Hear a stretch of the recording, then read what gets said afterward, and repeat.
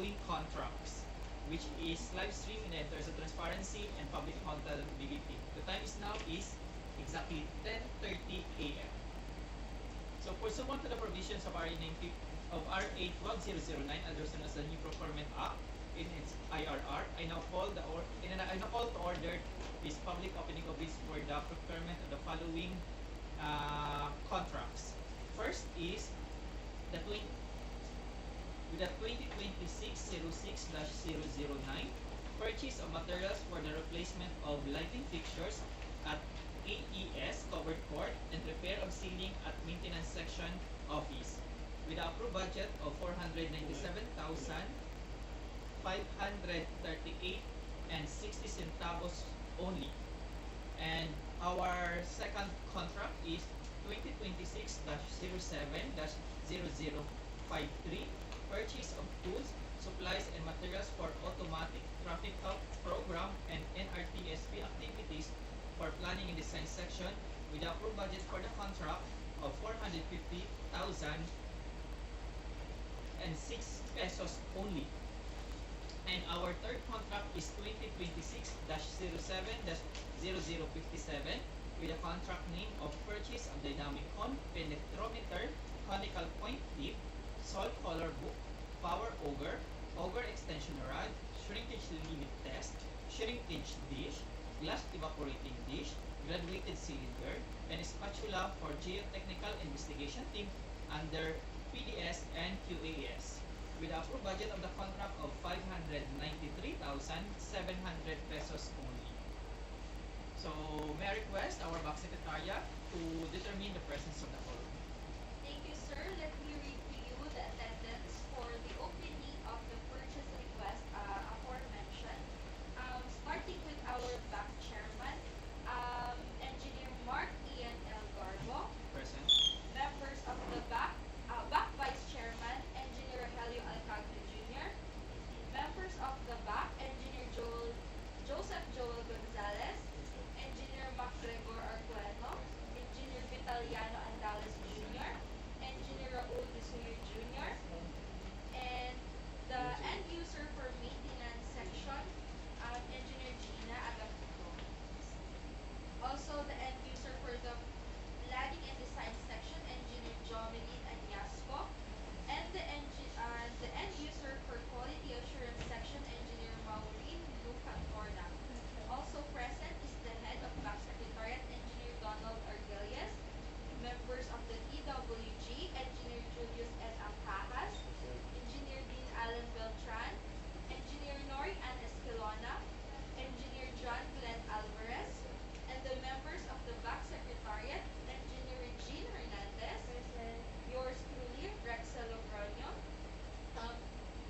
Ms. Nori Azares, and Mr. Bernie Aban. Sir, having all the members of the back, I hereby manifest the quorum. The chair notes the manifestation of our Madam Secretariat.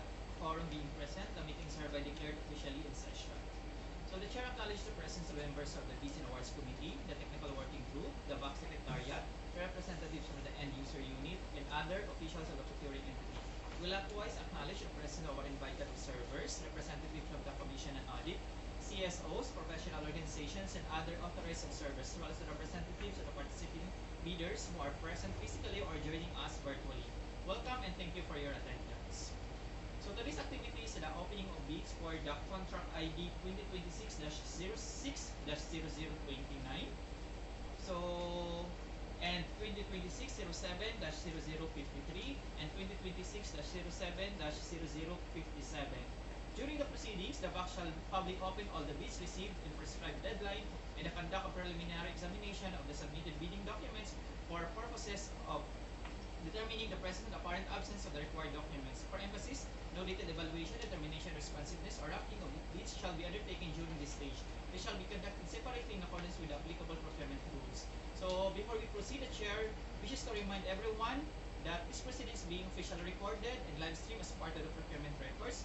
Only the BAC secretariat, and authorized members of the TWG shall handle and examine the bid documents. Representatives of the bidders are requested to observe the proceedings and refrain from interrupting unless recognized by the chair.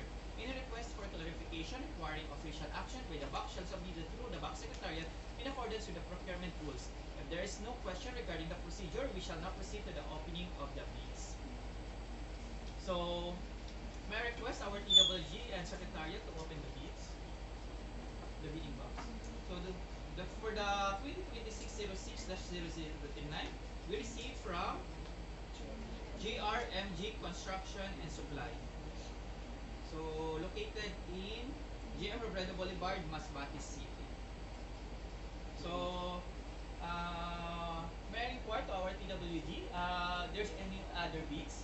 So, the chair notes that we only received one bids for the 2026-06-0029.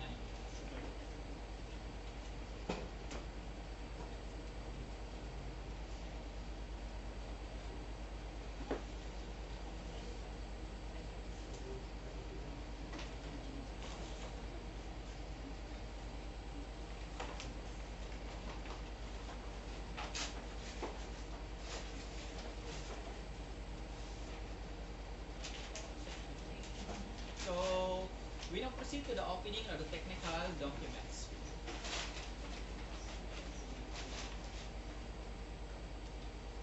From GRMG Construction and Supply, Fixtures registration valid until February 16, 2027. Mayor's permit valid until December 31, 2026. DTI certification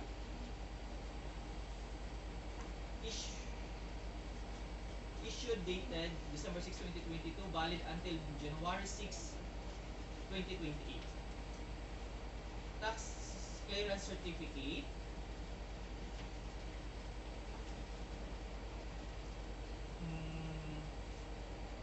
issued May 11, 2026.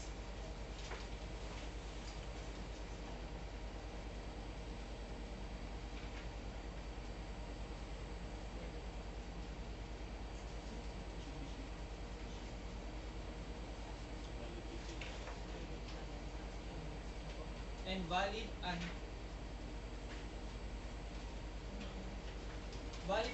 May 11, 2027.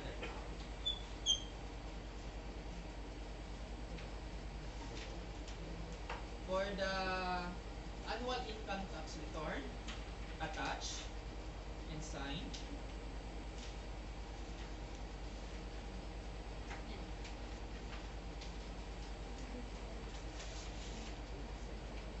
Omnibus sworn statement, attached, signed, and notarized, dated July 30, 2026.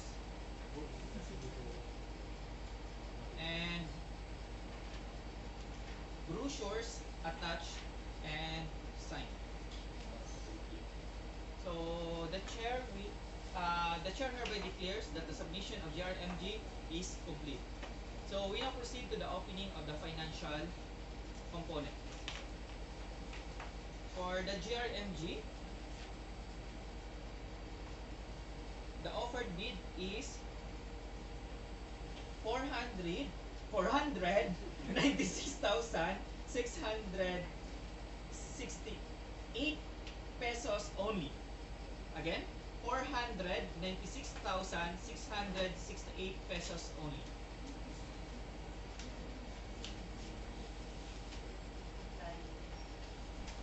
So the chair hereby notes that complied on the submissions of the financial component. So let's proceed to the second contract. So for the second contract, this is for the 2026-07-0053. So may I inquire or TWG if there is only one? So the chair hereby notes that we only received one bids for the 2026-07-0053.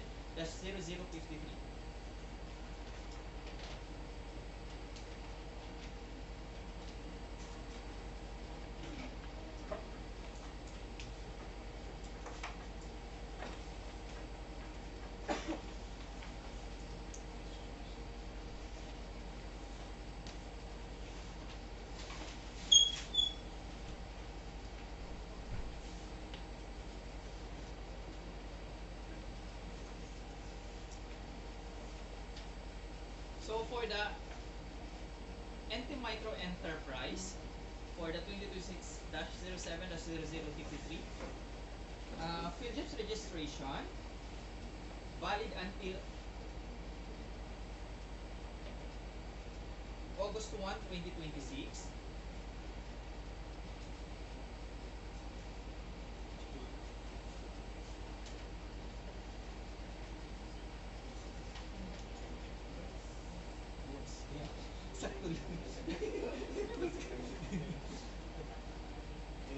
For mayor's permit, valid until December 31, 2026.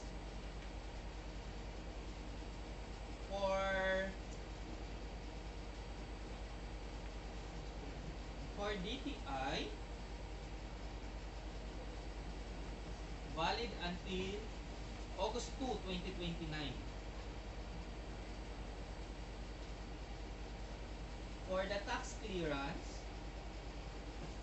issue date is July 9, 2026, valid until July 9, 2027.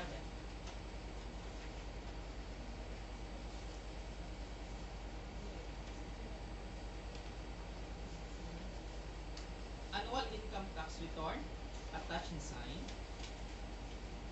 Omnibus Ward Statement, attached, signed, and notarized, dated July 28, 2026. Brochures attached. So, my part, the committee, if it is complete. So, the chair notes that the submissions of NT Micro Enterprise is complete. So, we now proceed to the opening of the financial. So, the offered bid of NT Micro Enterprise is 446,998 pesos only.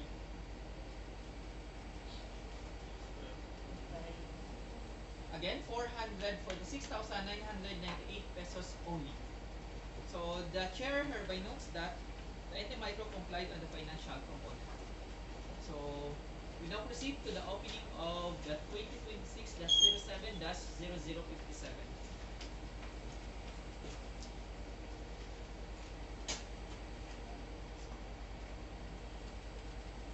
So the chair would like to know that the submissions for our TWGD, is there any other submissions? So the chair notes that there is only one submissions for the 2026-07-0057, and the chair would like to note also that as per information from the secretariat that we received the bids from online, the submissions from online. So we have from J-Mark Enterprise Incorporated, located in 15 Chile Street, Greenhouse Subdivision, Marikina City, Metro Manila. J-Mark. So for the PhilJEPS registration, valid until July 29, 2027. For the mayor's permit, valid until December 31, 2026.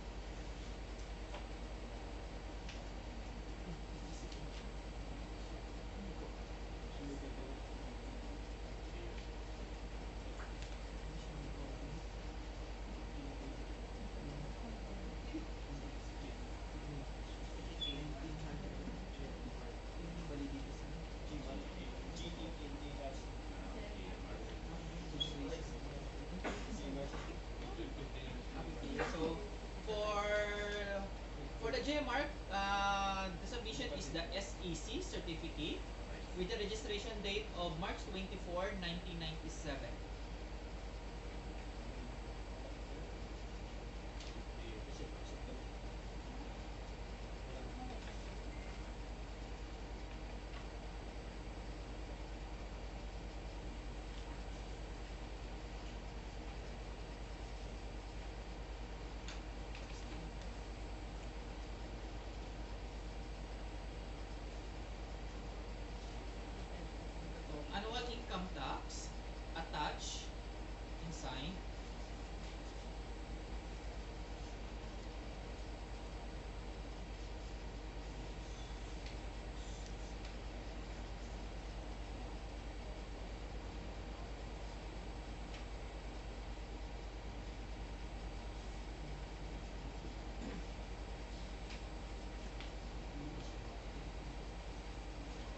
brochures attached.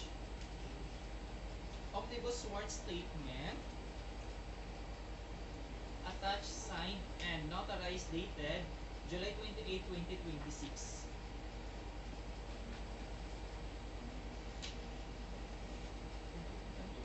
So the chair hereby notes the complete submissions of Gmark Enterprise Incorporated. So we now proceed to the opening of the financial.